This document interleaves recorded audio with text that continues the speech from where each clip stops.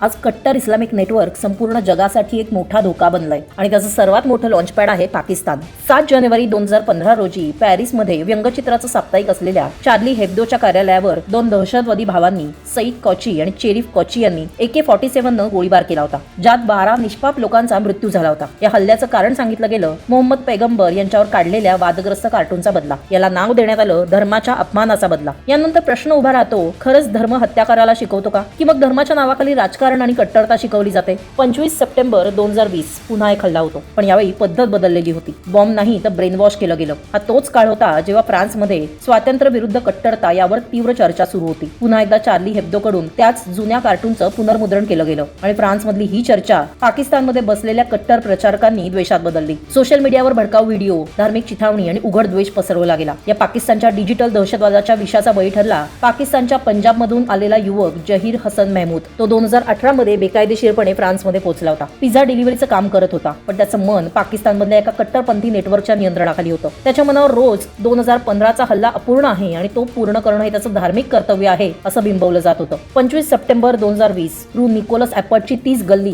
जिथं 2015 मध्ये रक्त सांडलं गेलं होतं। जहीर चाकू घेऊन तिथं पोहोचतो, पण त्याला माहित नव्हतं की चार्ली हेब्दोचं ऑफिस तिथून हलवण्यात आलंय। तरीही तो 2 निरपराध लोकांवर हल्ला करतो। यानंतर फ्रेंच पोलीस जहीरला अटक करतात आणि जेव्हा ही बातमी पाकिस्तानमध्ये त्याच्या वडिलांपर्यंत अरशद महमूद यांच्यापर्यंत पोहोचते, तेव्हा ते उघडपणे म्हणतात, माझ्या मुलानं धर्मासाठी बदला घेतला। तपासात समोर येतं की पाकिस्तानशी जोडल्या गेलेल्या आणखी 4 जणांना अशाच प्रकारे भडकवलं जात होतं। मात्र हा एकच हल्ला नव्हता, ही पाकिस्तानची एक्सपोर्टेड आयडिओलॉजी होती, ज्याचा पॅटर्न जगाने याआधीही पाहिला होता। काश्मीर, अफगाणिस्तान आणि युरोपमध्ये पाकिस्तानच्या दहशतवादाला थांबवणं आता फक्त एका देशाची जबाबदारी नाही, तर संपूर्ण जगाची गरज बनली आहे।